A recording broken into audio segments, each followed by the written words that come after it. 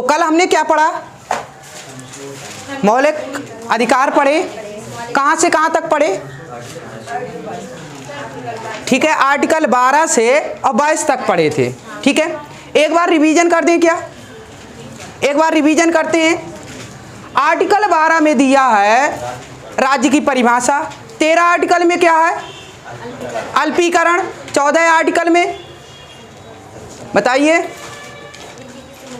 हाँ, विधि के समक्ष समता या समानता या और एक संरक्षण की बात की गई है। समता लिया गया ब्रिटेन से, संरक्षण लिया गया अमेरिका, ठीक है, यूएसए से लिया गया। इसके बाद 15 आर्टिकल में क्या है, धर्म, जाति, जन्म स्थान, वंश और लिंग के आधार पर भेदभाव नहीं किया जाएगा। 16 आर्टिकल में क्या है, लोक नियोजन के, हाँ, लोक नियोजन के संदर्भ में अवसर की समानता है, ठीक है, संबंध में है।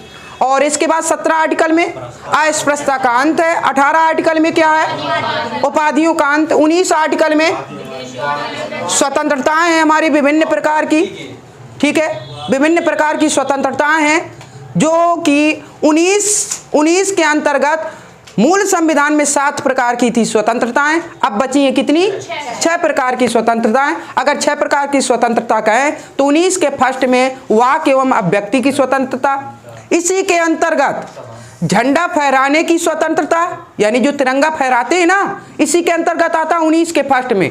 प्रेस की स्वतंत्रता भी इसी में आता है और सूचना का अधिकार भी इसी के अंतर्गत आता है। क्लियर, 19 के फर्स्ट में।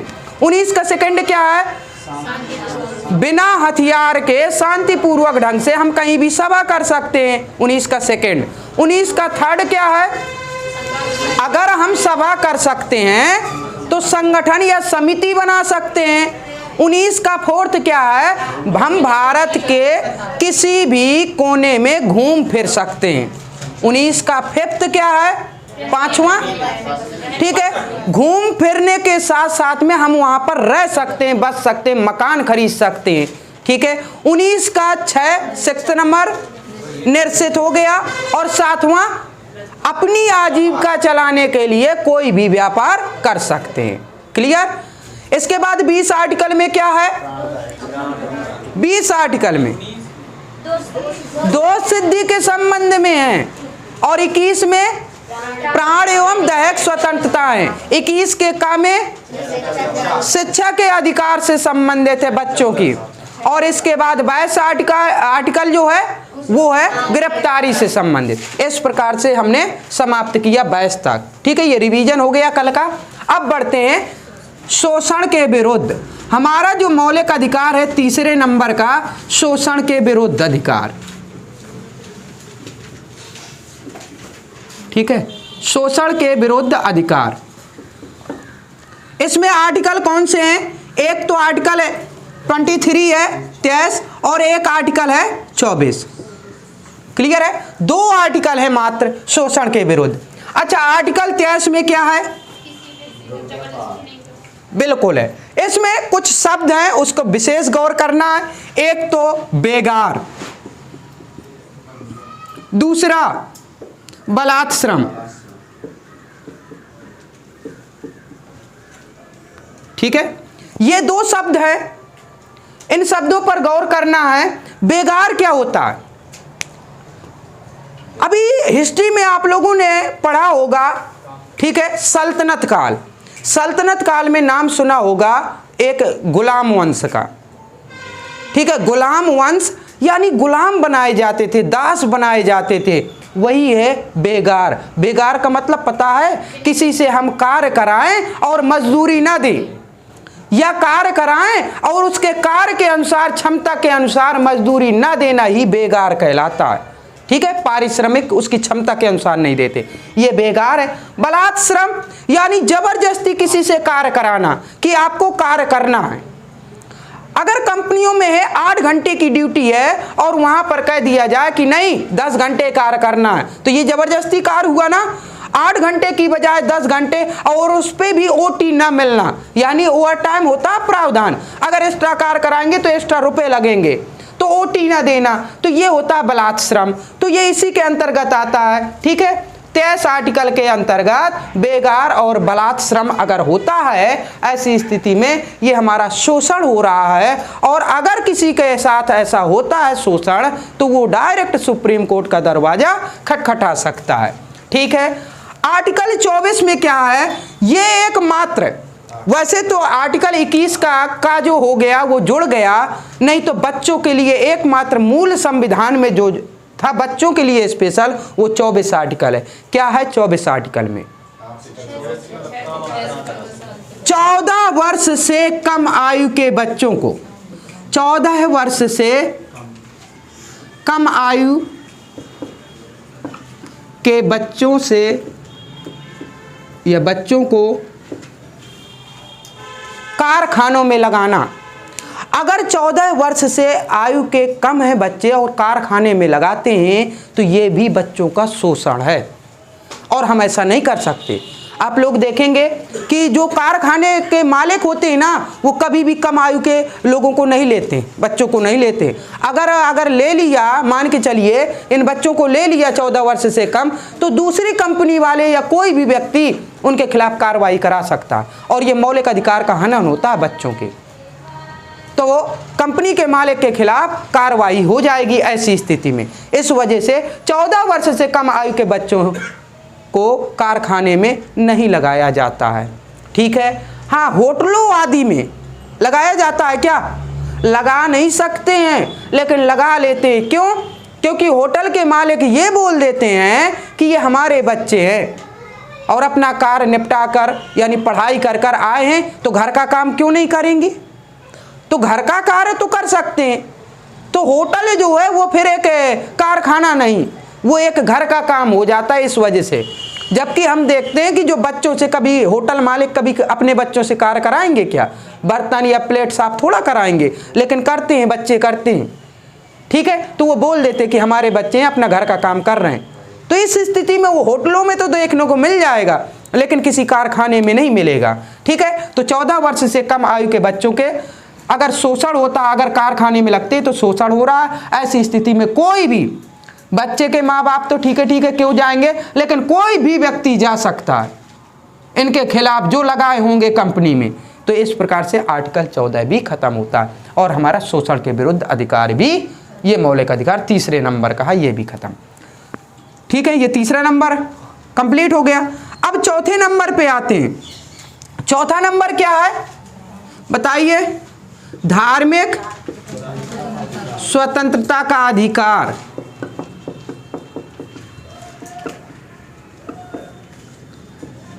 इससे आप क्या समझते हैं? धार्मिक स्वतंत्रता का अधिकार। भारत एक धर्मनिरपेक्ष राज्य है क्या? राष्ट्र है, धर्मनिरपेक्ष राष्ट्र है। ठीक है, इसका मतलब क्या है? धर्मनिरपेक्ष का मतलब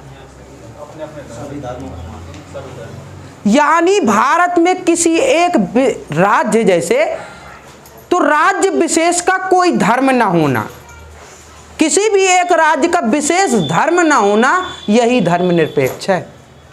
यानी सब धर्मों को समान रूप से मान्यता देना, ये धर्मनिरपेक्ष है। क्लियर है?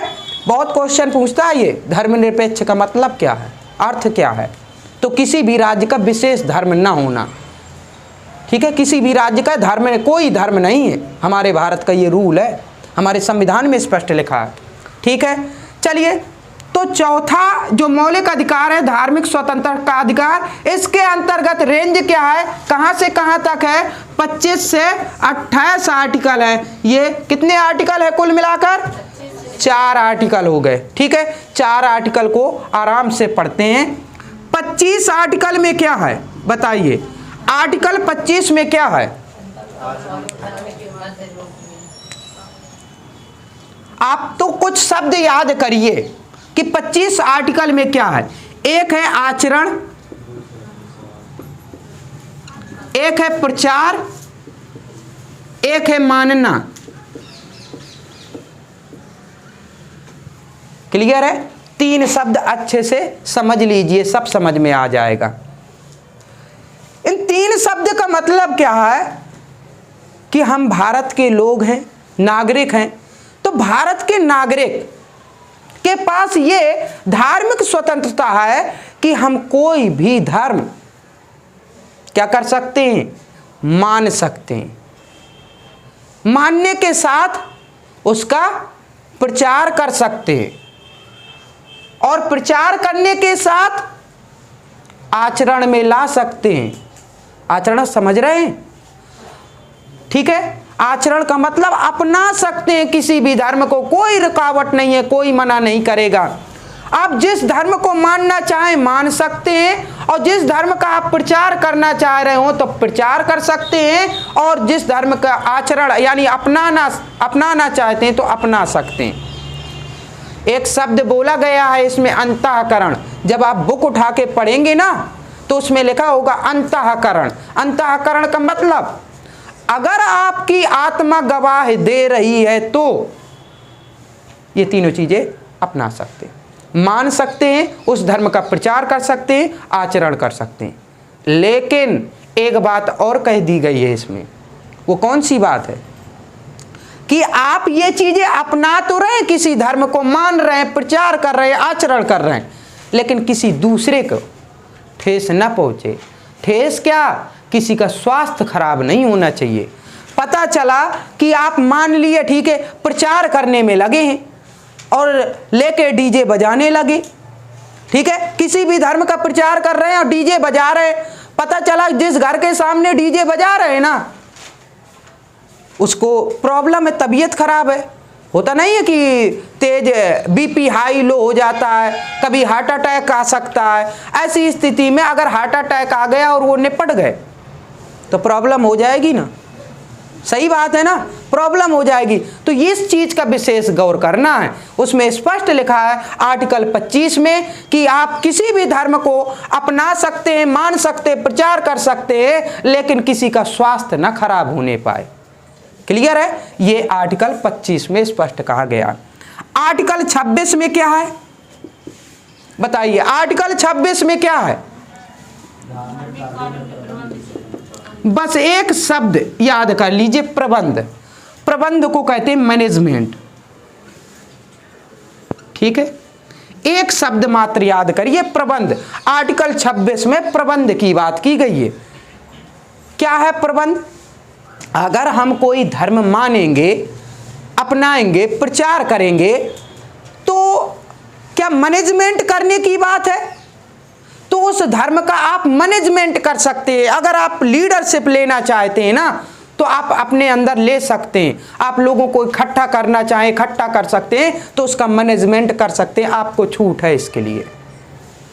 एक संस्थान वगैरह नहीं होता, संस्थान बनाते हैं, शिक्षा देते हैं। जैसे हम अभी पढ़ा रहे हैं, पता चले कि हम एक धर्म के बारे में पढ़ाने लगे, मान के चलिए हम बौद्ध धर्म आप लोगों को बौद्ध धर्म के बारे में बताने लगे, आप भी बौद्ध धर्म को अच्छा मानते हैं, आप शिक्षा ले रहे हैं, तो हम बौद्ध धर्म से संबंधित आपको जानकारी देंगे और उस पर मैनेजमेंट भी करना पड़ेगा कि रूम की व्यवस्था, कहीं कुछ की व्यवस्था, ये चीज़ें सब। तो ये मैनेजमेंट करने की आपको ये अधिकार है कि आप मैनेजमेंट कर सकते हैं। किस आर्टिकल के तहत? 26 आर्टिकल के तहत आप मैनेजमेंट कर सकते हैं, ठीक है, प्रबंध कर सकते हैं। आर्टिकल 27 में क्या है बताइए? करमुक्त।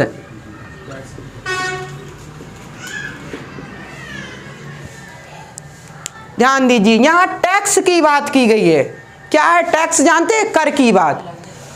अगर आप प्रबंध करेंगे, जब प्रबंध करेंगे लोगों को अच्छा लगेगा कि आप अच्छा कर रहे हैं, तो आपको लोग क्या करेंगे?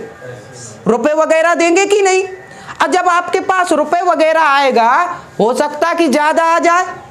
आप लोग देख रहे होंगे कि जो भी मंदिर वगैरह बनते हैं ना, आप साईं मंदिर देख लीजिए। साईं मंदिर कहाँ पर है? महाराष्ट्र में शिरडी। शिरडी जानते हैं ना, शिरडी के साईं बाबा, वहाँ पर देखा गया कि उस पे 2 हॉल है, नीचे डाउन फ्लोर पर, नीचे सबसे हैं, तो उस पे दो हैं, जैसे बॉक्स नहीं होते, ऐसे फ्लोर बने हुए हैं नीचे। तो उसमें जो भी मान्यता होती है सब लोग डालते रहते हैं, सोना चांदी रुपए जो भी है, तो उनके लिए बना। पता चला कि उसमें निकला था एक बार 2 कुंटल, सरकार ने हड़प लिया था। 2-2 कुंटल 3-3 कुंटल सोना निकलता है। तो इस प्रकार से आता, तो ये भी तो एक कमाई होती है और बिजनेस होता है। कुछ लोगों का तो ये बिजनेस होता है। ठीक है, कहाँ आप ईश्वर, आध्यात्मिक ज्ञान वाले ईश्वर को मान रहे हैं तो ईश्वर को मानना चाहिए, रुपए से क्या लेना देना। लेकिन रुपए आता है, फिर फुल आराम से एसी में बैठते हैं। बहुत से लोग हैं, ठीक है, पुजारियों को देखेंगे तो एसी में बैठते हैं। अभी देख लीजिए यहीं पास में एक मंदिर है, कहाँ पर, बांदा में है हनुमान जी का मंदिर, संकट मोचन। उसमें आप लोग कभी अंदर देखे क्या? अंदर गए? एसी लगी हुई है? नहीं गए होंगे। जहाँ पुजारी जी बैठते हैं, जब आप प्रसाद के लिए देंगे तो अंदर एसी लगी हुई है। ठीक है, वही चीज है। तो ये सुविधाएं बढ़ जाती हैं जब रुपए आता है। ठीक है, तो जो रुपए आएगा वो क्या होगा? कर मुक्त रहेगा। ठीक है, ये कर मुक्त रहेगा, टैक्स नहीं लगेगा, टैक्स फ्री रहेगा। ये आर्टिकल 27 में कहा गया। क्या चीज? क्या चीज? ब्लैक व्हाइट बनाने के लिए यही रुपए बिल्कुल है, वो अभी बताते हैं इसमें। ठीक है, कर मुक्त, हाँ बिल्कुल। इसमें आप देखेंगे कि जैसे जो ये मंदिर वगैरह होती है ना, दरअसल ये हम लोगों के लिए तो ठीक है। जो मंत्री वगैरह होते हैं ना, मंत्री हो गए, बड़े बड़े मिनिस्टर, जिन्होंने बहुत बड़े घोटाले किए होते हैं, वो क्या करते हैं कि जाते हैं, पर्ची कटाते हैं। कितने की? उन्हें दे देंगे 5 लाख रुपए। चलिए 5 लाख दे दिया मंदिर के नाम से। ठीक है, अगर 5 लाख दे दिया तो मंदिर के लिए तो बहुत है बहुत कि नहीं? और वो पर्ची बनवाएंगे सीधे 5 करोड़ की। उनके पास इतना रुपए है, वो सीधे कह देंगे कि आप स्लिप काट दीजिए, 5 करोड़ की बनाइए कि हमने 5 करोड़ यहाँ पर डोनेशन दिया। वो बना देंगे। उन्हें क्या, 5 लाख तो मिल रहे हैं। और फिर ये सबसे बड़ी बात, ये आर्टिकल जो है ना कि हमने 5 करोड़ की कार्ड अगर पर्ची दे दी है, उन्हें स्लिप दे दी है, तो कोई हिसाब लेने वाला नहीं है। मैनेजमेंट किसे करना? वो तो हमें खुद करना है ना। प्रबंध हमें करना, किसी को बताना नहीं कि हाँ उसने पर्ची कटाई है भाई, स्लिप कटाई है 5 करोड़ की, तो 5 करोड़ का हिसाब दीजिए। नहीं, किसी को हिसाब नहीं देना। तो ये इस प्रकार से यहाँ पर घपला होता है। क्लियर है? 5 लाख दे देंगे, मंदिर वाले सोचेंगे 5 लाख मिल रहे हैं, क्या कम है। लेकिन वो ये नहीं जान रहे कि वो 5 लाख यहाँ दे रहे हैं और 5 करोड़ लिखा रहे हैं, तो अपनी जो ब्लैक मनी है वो व्हाइट कर लिए उन्होंने। ठीक है, और 5 करोड़ पे उन्हें टैक्स नहीं लगेगा। 5 करोड़ उनके बच गए। 5 करोड़ का टैक्स ही जोड़ लेंगे ना तो बहुत ज्यादा होता है। अब 5 करोड़ का टैक्स उनका बच गया। ये चीजें होती हैं। ये एक उदाहरण दिया है हमने। ठीक है, आर्टिकल 28 बताइए क्या है आर्टिकल 28 में? बताइए।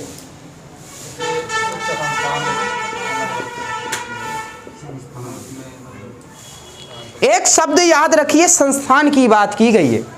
कौन से संस्थान? जब बात धर्म की है तो धार्मिक संस्थान होंगे। ठीक है, तो यहाँ आर्टिकल 28 के अंतर्गत कहा गया है कि आप अगर कोई धार्मिक संस्थान खोलना चाहते हैं तो खोल सकते हैं, कोई प्रॉब्लम नहीं है। ठीक है, दरअसल ये धार्मिक संस्थान जो होते हैं ना, लेकिन सरकार का हस्तक्षेप नहीं होना चाहिए। बस इतनी सी बात कही गई है। अगर उस पर सरकार रुपए दे रही है ना, तो वो आपका नहीं रह जाता, फिर सरकार का हो जाता है। और वो धार्मिक, आप भी जानते हैं कि सरकार किसी धर्म को बढ़ावा नहीं दे सकती। धर्म निरपेक्ष है ना भारत, तो सरकार किसी धर्म विशेष को नहीं बढ़ावा दे सकती। इस वजह से धार्मिक संस्थान सरकारी नहीं होते। हम खोल सकते हैं, सरकार उस पर इन्वेस्ट कर सकती है, लेकिन ऐसा होता नहीं है। आप खुद करिए। ठीक है, आप खुद करिए, आपके पास जितना आता है धार्मिक संस्थानों में। तो ये धार्मिक संस्थान खोलने की बात की गई है आर्टिकल 28 में। क्लियर है? तो 25, 26, 27, 28 ये आपके धार्मिक स्वतंत्रता के अधिकार के अंतर्गत ये 4 आर्टिकल हैं। एक बार फिर समझिए। आर्टिकल 25, आप कोई भी धर्म को मान सकते हैं, उसका प्रचार कर सकते हैं और उसका आचरण कर सकते हैं, बस किसी का स्वास्थ्य खराब ना होने पाए। ठीक है। आर्टिकल 26 में अगर कोई धर्म आप मानते हैं, उसके प्रबंध करने की स्वतंत्रता है कि आप उसका जैसा चाहे आप उसका प्रबंध करिए, कोई हस्तक्षेप नहीं करेगा। आर्टिकल 27 में जो भी रुपए पैसे आएगा वो कर मुक्त रहेगा, उस पर कर बिल्कुल भी नहीं दिया जाएगा। क्लियर है? आर्टिकल 28 में आप चाहें तो कोई भी धार्मिक संस्थान खोल सकते हैं, आप इसके लिए स्वतंत्र हैं। और इस प्रकार से हमारा चौथा मौलिक अधिकार भी खत्म होता है। क्लियर है? इसके बाद 5वें नंबर का क्या है? संस्कृति एवं शिक्षा। ठीक है, तो 5वें नंबर का मौलिक अधिकार है सांस्कृतिक या संस्कृति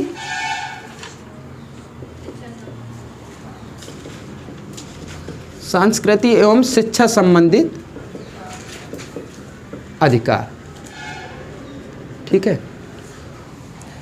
संस्कृति एवं शिक्षा संबंधित अधिकार जो भी है। ठीक है, आर्टिकल कितने हैं इसमें? 29-30। ठीक है, 2 आर्टिकल पढ़ेंगे, इसके अंतर्गत 2 ही आर्टिकल है, आर्टिकल 29 और आर्टिकल 30 है। अच्छा, संस्कृति एवं शिक्षा संबंधित अधिकार जो है ना, किसी भी ये एक धर्म की बात की गई है, स्पेशल कौन से? अल्पसंख्यक धर्म की बात। ठीक है, अल्पसंख्यक की बात है। संस्कृति, उनकी संस्कृति को बचाए रखना है। ऐसा नहीं कि हमारे देश में हिंदू बाहुल्य क्षेत्र है क्या, तो पता चला कि हिंदुत्ववादी सब हो जाए, तो अल्पसंख्यक और भी तो हैं, मुस्लिम, सिख, बौद्ध, ईसाई, पारसी, जैन, ये है ना, ये अल्पसंख्यक के अंतर्गत आते हैं। तो उनकी भी संस्कृति को हमें क्या करना है? बचा कर रखना है। और अगर वो लोग चाहें कि हम अपने धर्म को बढ़ाने के लिए शिक्षा दें, तो वो सरकार का ये कर्तव्य है कि वो उसको भी बढ़ावा दे। ठीक है, तो ये आर्टिकल 29 में क्या है बताइए? आर्टिकल 29 बिल्कुल सही है। अल्पसंख्यकों के हितों का संरक्षण। ठीक है, यहां पर स्पष्ट कह दिया गया है आर्टिकल 29 में कि जो भी अल्पसंख्यक हैं उनके हितों का संरक्षण किया जाएगा, किसी भी प्रकार से उन्हें हानि नहीं होनी चाहिए। उनके जो भी संस्कृति हैं, जो भी है, उनको बचा कर रखना है। उनके जो भी हित हैं अल्पसंख्यकों के, उनका संरक्षण करना है। ठीक है, अगर अल्पसंख्यकों के साथ ऐसा होता है कि उनके हितों का संरक्षण नहीं हो रहा, वो डायरेक्ट सुप्रीम कोर्ट जा सकते हैं। क्लियर है बात? अल्पसंख्यकों के हितों का संरक्षण आर्टिकल 29 में कहा गया। आर्टिकल 30 में क्या कहा गया है? ठीक है, शिक्षा संस्थानों की स्थापना। ठीक है, देखिए एक संस्थानों की, धार्मिक संस्थानों की स्थापना थी, जो धार्मिक संस्थान खोल सकते थे आर्टिकल 28 में। और यहाँ आर्टिकल 30 में क्या? शिक्षा संस्थानों की बात है, स्थापना कर सकते हैं। कौन? अल्पसंख्यक। अल्पसंख्यकों की बात है, जो अल्पसंख्यक वर्ग है ना, धर्म जैसे मुस्लिम हो गया, बौद्ध हो गया, जैन हो गया, ईसाई हो गया, ये अगर चाहे ना तो शिक्षा संस्थान खोल सकते हैं। और उसमें से एक नाम आता है मदरसा। नाम सुना होगा मदरसा का। तो मदरसा वगैरह ऐसे ही ये धार्मिक संस्थान हो जाते हैं जैसे, तो शिक्षा भी दी जाती है कि नहीं यहाँ पर, तो ऐसे खोल सकते हैं। ठीक है, जैसे एक था अलीगढ़ मुस्लिम यूनिवर्सिटी, है क्या? वहाँ स्पेशल मुसलमानों के लिए। ठीक है, ये धार्मिक शिक्षा संस्थान है ये, और सरकार इस पे रुपए भी लगाती है। यही एक अपवाद वाली बात है कि यहाँ पर धार्मिक रूप से किसी विशेष धर्म की शिक्षा नहीं दी जानी चाहिए। क्यों? क्योंकि सरकार रुपए लगा रही है, और जहाँ पर सरकार रुपए लगाएगी तो धार्मिक शिक्षा नहीं चलेगी, लेकिन यहाँ पर दी जाती है। ये अपवाद रूप में अलीगढ़ मुस्लिम यूनिवर्सिटी, इसकी स्थापना किसने की थी? सर सैयद अहमद का नाम सुना है? सर सैयद अहमद। ठीक है, हिस्ट्री में देखेंगे सर सैयद अहमद वगैरह जो भी है। ठीक है, तो ये चीज़ें हैं। तो शिक्षा संस्थान खोल सकते हैं, अल्पसंख्यकों की बात की गई है। ठीक है, यहाँ पर, और इसके साथ में संस्कृति एवं शिक्षा संबंधी ये अधिकार भी खत्म होता है 5 नंबर। ठीक है, 6वां नंबर कौन सा है? अंतिम मौलिक अधिकार, और ये मौलिक अधिकार है संवैधानिक उपचारों का अधिकार।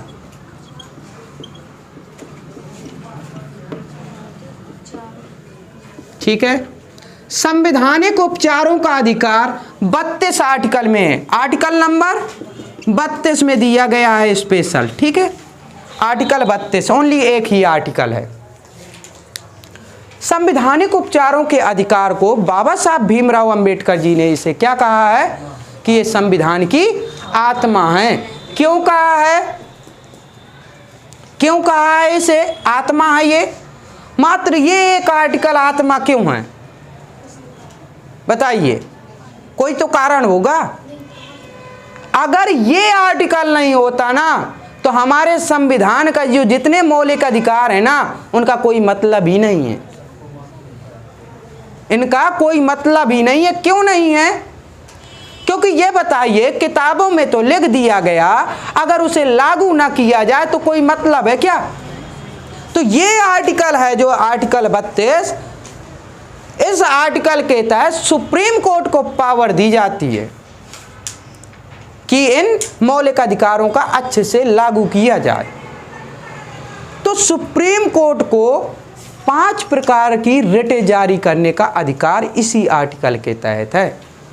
वो 5 प्रकार की रिटें कौन सी हैं? रिटें कौन सी हैं? 5 प्रकार की रिटें।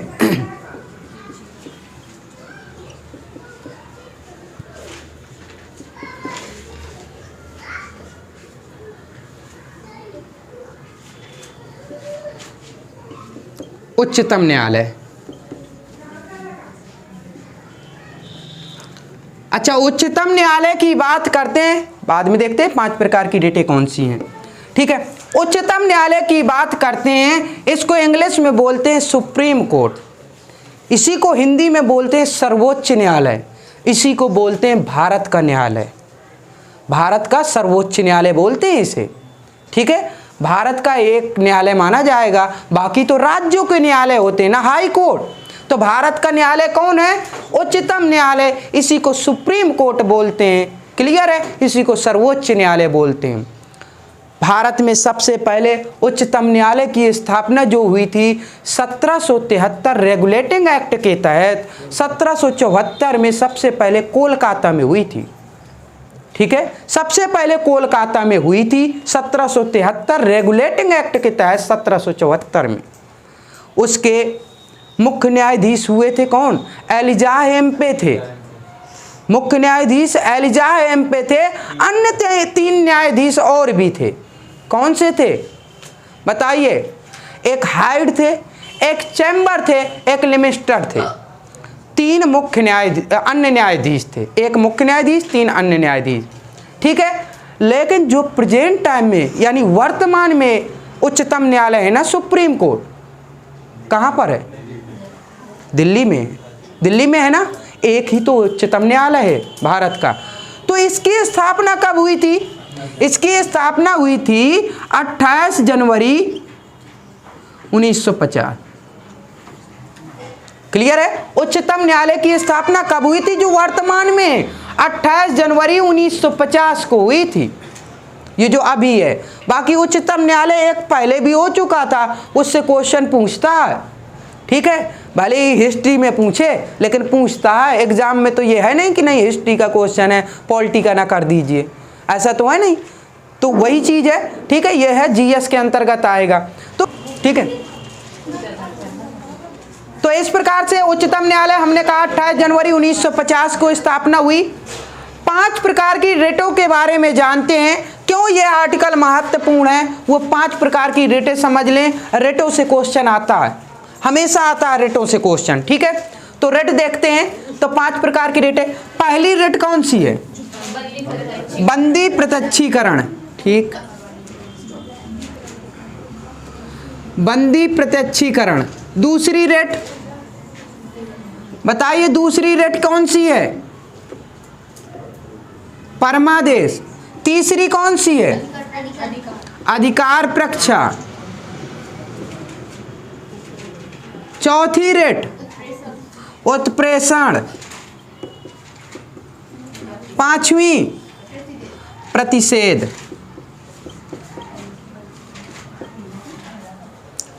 अच्छा, हम कहें कि इनके इंग्लिश बताइए, इंग्लिश आती है? बताइए बंदी प्रत्यक्षीकरण का इंग्लिश क्या बोलते हैं?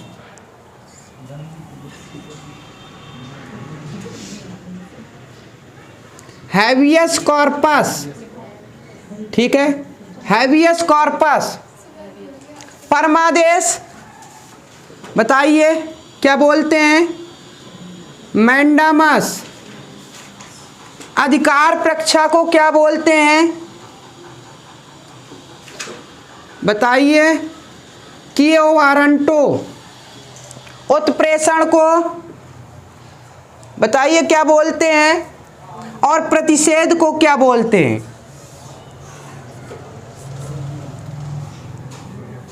प्रतिषेध को बोलते हैं प्रोहिबिशन,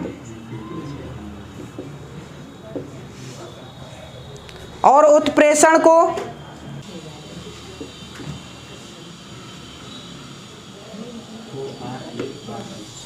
ठीक है सर्टियोररी। अच्छा, ये हमने इंग्लिश क्यों बताया है, क्यों जरूरी है? क्योंकि इंग्लिश में पूछता है वो, और ये इंग्लिश में लिख के नहीं आता, ये हिंदी में लिख के आएगा। जैसे एक बताते हैं हैबियस कॉर्पस लिख के आएगा, तो ऐसे लिख के आएगा।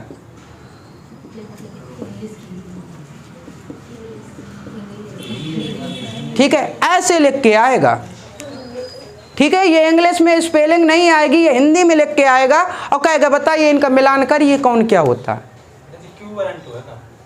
हाँ, क्यू वारंटो। ठीक है, हिंदी में लिख के आता है, इंग्लिश में नहीं लिख के आएगा। लेकिन ये हमें पता होना चाहिए, सर्टियोररी है तो सीधे इंग्लिश में हिंदी में लिख के आएगा सर्टियोररी। ठीक है, ऐसे ऐसे लिख के आएगा और कहेगा मिलान करिए बताइए परमादेश को क्या बोलते हैं। तो मैंडामस, बंदी प्रत्यक्षीकरण, हैबियस कॉर्पस, अधिकार परीक्षा, क्यू वारंटो, उत्प्रेषण, सर्टियोररी, प्रतिषेध, प्रोहिबिशन। अब ये होते क्या हैं? ठीक है, तो इन्हें याद कर लीजिए बहुत अच्छे से, यहां से क्वेश्चन आता ही है। आर्टिकल 32 में इससे आता है 5 प्रकार की जो रिटें हैं। सुप्रीम कोर्ट आर्टिकल 32 के तहत रिटें जारी करता है, वहीं हाई कोर्ट इसी के साथ ये भी बताते हैं हाई कोर्ट किस आर्टिकल के तहत रिटें जारी करता है? 226 आर्टिकल के तहत हाई कोर्ट रिटें जारी करता है। ठीक है, हाई कोर्ट, उच्च न्यायालय जिसे कहते हैं। ठीक है, जो हाई कोर्ट है ना, तो हाई कोर्ट आर्टिकल 226 के तहत रिटें जारी करता है, और सुप्रीम कोर्ट है जो मुख्य न्यायालय कह सकते हैं भारत का, वो है तो 32 आर्टिकल के तहत। अभी एक एसआई का पेपर हुआ था, यूपीएसआई का, उसमें यही पूछा गया था बताइए किसके सुप्रीम कोर्ट और हाई कोर्ट दोनों किस आर्टिकल के तहत ये रिटें जारी करता है? तो स्पष्ट एक ही ऑप्शन में था 32, आर्टिकल 32 और आर्टिकल 226 के तहत दोनों हैं। ठीक है, चलिए आगे बढ़ते हैं। तो सबसे पहले आते हैं बंदी प्रत्यक्षीकरण। बंदी प्रत्यक्षीकरण का यूज कब होता है? जैसे पुलिस आई, ठीक है, सबसे पहली बात तो बंदी प्रत्यक्षीकरण का हमें अर्थ बताइए क्या होता है? इसका अर्थ होता है सशरीर प्रस्तुत करना। सशरीर प्रस्तुत करना इसका अर्थ होता है बंदी प्रत्यक्षीकरण का। अच्छा, जैसे पुलिस आई और पकड़ के ले गई, पकड़ के ले गई और थाने में नहीं रखा, पता नहीं कहाँ ले गए, हमने पता किया तो थाने में नहीं है हमारा व्यक्ति, अब पता नहीं, पूछ रहे हैं बता नहीं रहे। ऐसी स्थिति में क्या होगा? हमारे पास क्या चारा है, क्या करें? हम डायरेक्ट सुप्रीम कोर्ट जाएंगे और कहेंगे कि हमारे व्यक्ति को पकड़ के ले गए हैं यहां से और पता नहीं है। सुप्रीम कोर्ट एक रिट जारी करेगा बंदी प्रत्यक्षीकरण। ठीक है, बंदी प्रत्यक्षीकरण एक रिट जारी करेगा और जहां जो ले गए हैं उस थाने में पहुंचाएगा सीधे एक रिट कि जितनी जल्दी हो सके, यानी 24 घंटे के अंदर हमारे सामने प्रस्तुत किया जाए।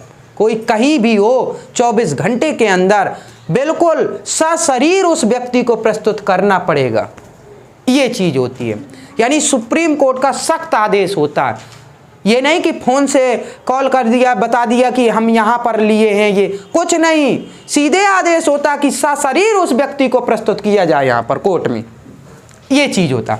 बंदी प्रत्यक्षीकरण उम्मीद करते हैं समझ में आ गया होगा। दूसरा परमादेश। परमादेश क्या होता है? परम आदेश, इसको तोड़ेंगे तो क्या होगा? परम आदेश, यानी इससे बड़ा कोई आदेश नहीं है, परम आदेश है। ये आदेश किसके लिए होता है?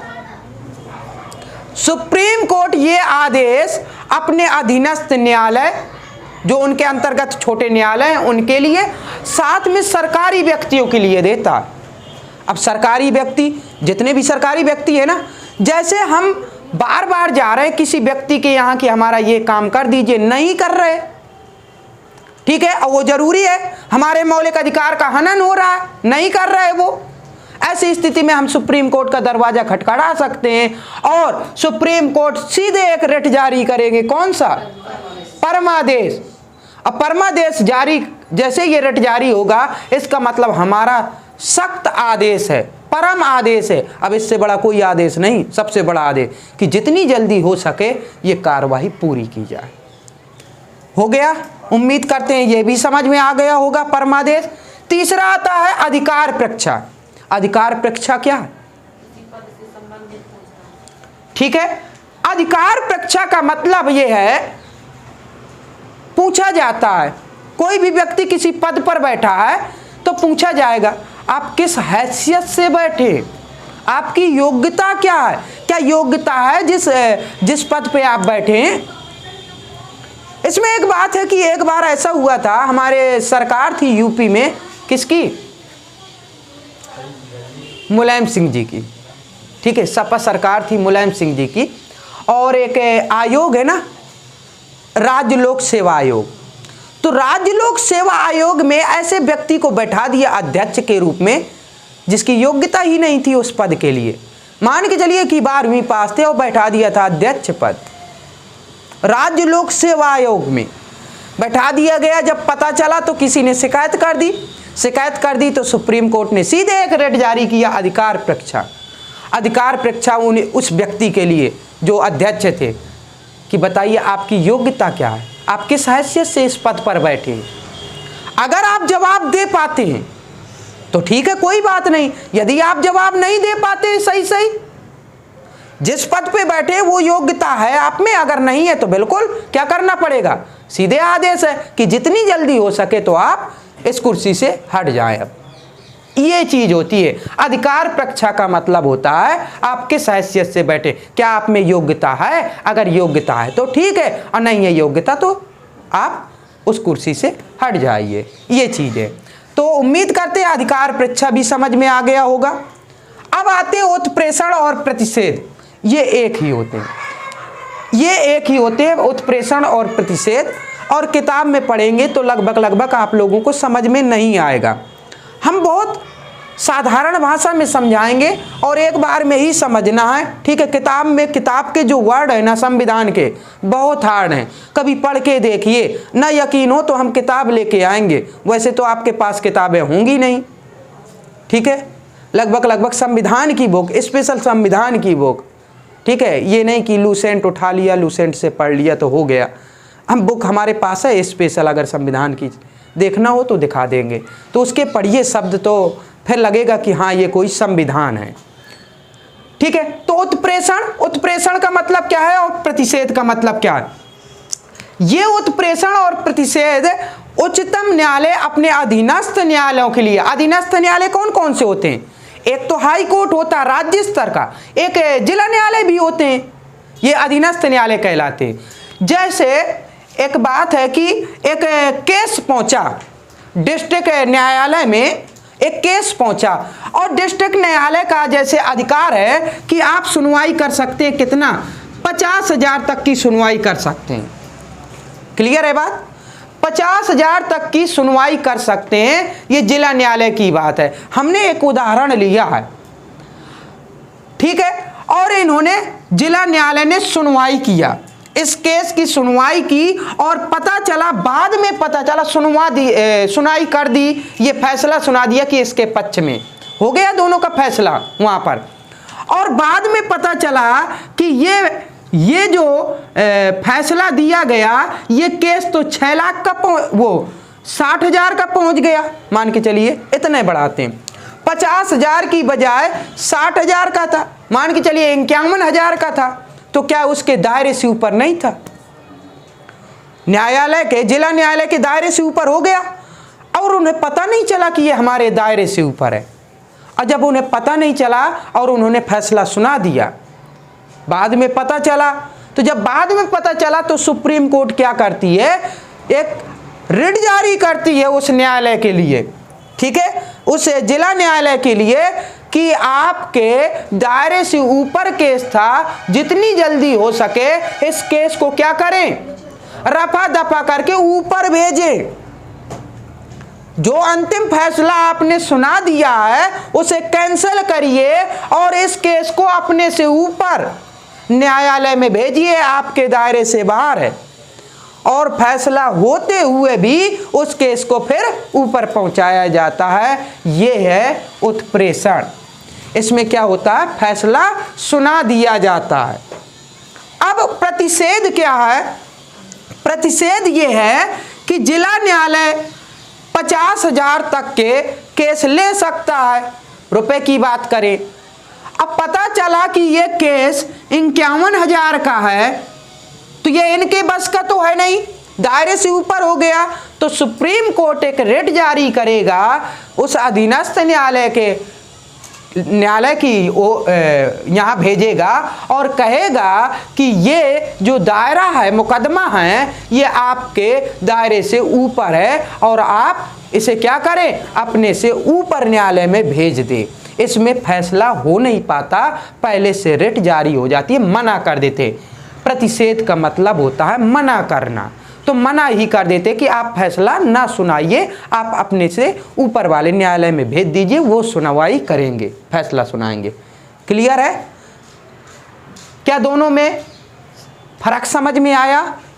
उत्प्रेषण का मतलब एक बार फैसला हो जाता है, पता नहीं चलता कि हमारे दायरे में है कि नहीं। कुछ ऐसे केस होते बाद में पता चलता कि इनके दायरे से ऊपर था, तो ऐसी स्थिति में वो कैंसिल हो जाता है फैसला और फिर ऊपर न्यायालय में सुनवाई होती है। मतलब फैसला होने के बाद मना किया जाता है। ये होता उत्प्रेषण, सर्टियोररी। और प्रतिषेध होता है कि फैसला नहीं होता, शुरुआत में ही मना कर दिया जाता है कि आप ये केस जो है ना ऊपर भेज दीजिए। बस इतनी सी बात है। इस प्रकार से 5 प्रकार की रिटें हो गई। ठीक है, समझ में आया कि नहीं? तो इस प्रकार से 32 आर्टिकल समाप्त होता है। और अब चलते हैं सीधे 33, 34 और 35, 3 आर्टिकल और हैं, तीनों खत्म कर दें और इसके साथ में आपका मौलिक अधिकार खत्म हो जाएगा। आर्टिकल 33 में क्या है बताइए? आर्टिकल 33 में क्या है? किसी को भी आता है आर्टिकल 33? अच्छा, आर्टिकल 34 आता है? आर्टिकल 35 आता है? ये 3 आर्टिकल हैं, बहुत अच्छे एग्जामों में आते हैं, वनडे एग्जामों में तो बहुत कम पूछे जाते हैं। कौन सा? 31 निरसित हो गया है। एक 19 का जो F नंबर का 6ठा नंबर संपत्ति से संबंधित है और आर्टिकल 31 जो है वो भी निरसित हो गया। संपत्ति से संबंधित थे और संपत्ति के अधिकार को मौलिक अधिकार से हटा दिया गया है और उसे रख दिया गया है कहाँ? 300 के का में रख दिया गया है। 44वां संविधान संशोधन हुआ था। 44वां संविधान संशोधन हुआ था कब? 1978 में हुआ था। ठीक है, मोरारजी देसाई जी की सरकार थी, 1978 में ये संशोधन हुआ था और संपत्ति के अधिकार को 300 के का में रख दिया गया। इसे विधिक अधिकार, कानूनी अधिकार या वैधानिक अधिकार एक ही चीज है, इसको मान्यता दी गई। ठीक है, मौलिक अधिकार से हटाकर वैधानिक अधिकार बना दिया गया संपत्ति के अधिकार। संपत्ति का अधिकार 19 का जो एक निरसित हो गया ना 6वें नंबर का, और एक है 31 आर्टिकल, ये निरसित हो गए यहाँ से। ठीक है, इस वजह से नहीं बताया। आर्टिकल 33 में ये है कि किसकी? अच्छा, संसद की शक्तियाँ। चलिए हम बिल्कुल साधारण वर्डों में बताएंगे कि इसका मतलब क्या है। इसके 33 आर्टिकल में ये कहा है, संसद ने आराम से ये कहा है कि चलो ये देखिए मौलिक अधिकार जो है ना ये हमारे लिए हैं, नागरिकों के लिए। और ये किसके विरुद्ध होते हैं? सरकार के विरुद्ध होते हैं। सरकार कभी नहीं चाहती कि हम मौलिक अधिकार दें, लेकिन हमें संविधान ने दिए हैं मौलिक अधिकार। क्लियर है? संविधान ने दिए हैं हमें मौलिक अधिकार, तो वो मौलिक अधिकार सरकार के विरुद्ध होते हैं। और जब सरकार के विरुद्ध होते हैं ना, तो संसद क्या कह रही है इसमें 33 आर्टिकल में कि चलिए भारत के जितने नागरिक हैं ना, हम सबको मौलिक अधिकार दे रहे हैं, हम सबको दे रहे हैं मौलिक अधिकार, लेकिन कुछ लोगों को नहीं देंगे। कि किन लोगों को नहीं देंगे? वो कह रहे हैं जो सेना में हैं उन्हें नहीं देंगे, जो सेना में हैं उन्हें नहीं देंगे, अर्धसैनिक जो बल हैं उन्हें नहीं देंगे हम। हाँ, अर्धसैनिक बल हैं जो उन्हें नहीं देंगे। IB CBI वगैरह जो हैं खुफिया एजेंसी हैं, हम उन्हें नहीं देंगे। खुफिया एजेंसी जो है हमारी सरकारी एजेंसी हैं, हम उन्हें नहीं देंगे मौलिक अधिकार। क्यों नहीं देंगे? क्या आप समझ रहे हैं? इस वजह से नहीं देंगे मौलिक अधिकार। आप बताते हैं, अगर सेना लगी, अर्धसैनिक बल, मान के चलिए BSF लगी है बॉर्डर में, हम तो कह देंगे कि भाई 10 बजे रात के बाद हम सोएंगे और हमें स्वास्थ्य नींद लेने का अधिकार है ना। नहीं, स्वास्थ्य खराब हो जाएगा तो तबीयत खराब, अगर स्वास्थ्य खराब होगी तो अगर तबीयत खराब होती है तो देखिए माहौल बिगड़ सकता है, मृत्यु भी हो सकती है। अभी देखेंगे हिस्ट्री में काफ़ी ऐसे लोग हैं, कोई टीबी से मर गया तो कोई हैजा से मर गया। ठीक है, क्या चीज़? हाँ, तो ये चीज़ें हुए। तो ये अगर कहने लगे कि हमें नींद लेने का अधिकार है, यहाँ युद्ध छिड़ा हुआ है और ये मौलिक अधिकार मांगने लगे कि भाई हमारे प्राण संकट में, 21 आर्टिकल में क्या है? प्राण एवं दैहिक स्वतंत्रता। यहाँ युद्ध की बात चल रही है, ये कहे कि हमारे 21 आर्टिकल मौलिक अधिकार के मांग करने लगे कि भाई हमारे प्राण चले जाएंगे हम लड़ेंगे तो। ठीक है, क्लियर है ना?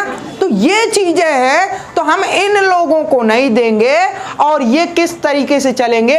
हमारा एक अलग कानून होगा, IPC की धाराएं होंगी, ठीक है, IPC के अनुसार, और संसद एक अलग कानून बनाएगा, उसके अनुसार चलेंगे बस।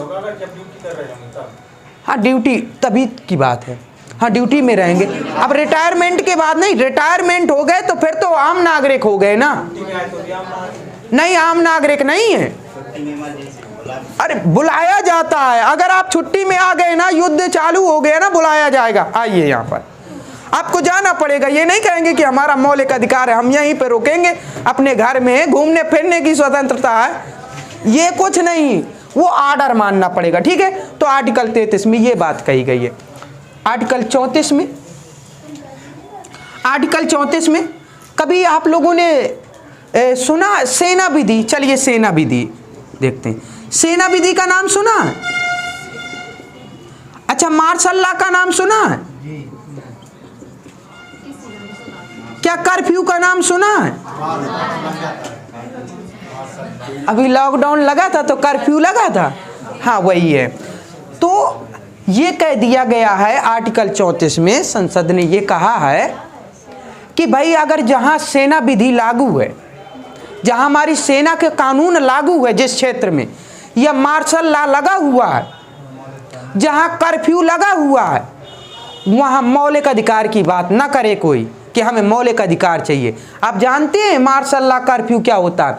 अभी कर्फ्यू लगा था तो आप सोचे कि हमें घूमने फिरने की स्वतंत्रता है, और यहाँ कर्फ्यू लगा है। अभी इसी लॉकडाउन में पुलिस किसी की नहीं सुन रही थी, सही है ना? यही चीज है। तो सेना विधि अगर लागू है तो फिर मौलिक अधिकार की बात ना करें, ये स्पष्ट आर्टिकल 34 में कह दिया गया है। बात क्लियर है? एक रानी गिडिल्लू का नाम सुना हो, ये पूर्वोत्तर भारत की है। अच्छा, जम्मू कश्मीर का तो नाम है, लेकिन पूर्वोत्तर भारत की दशा खराब है। अभी भारत की बात बता रहे हैं, पूर्वोत्तर भारत की दशा पूरी तरीके से खराब है। हमेशा वहाँ पर सेना विधि प्रवृत्त रहती है, लगी रहती है। अब बताइए, वहाँ ये है कि 7 बजे या 6 बजे का ऐसा नियम है, कितने बजे के बाद आप घर से नहीं निकल सकते कहीं। अगर निकलते हैं तो संदेह बस सीधे गोली मार सकती है सेना। अब बताइए उनका कैसा चलता होगा गुजारा बचपन से। अब पता नहीं, अब पता चला कि 50 साल से लगा है वहाँ पे और अभी भी लागू है। इसके खिलाफ एक अफस्पा है, असफस्पा, ठीक है, अफस्पा है नाम है वहाँ का।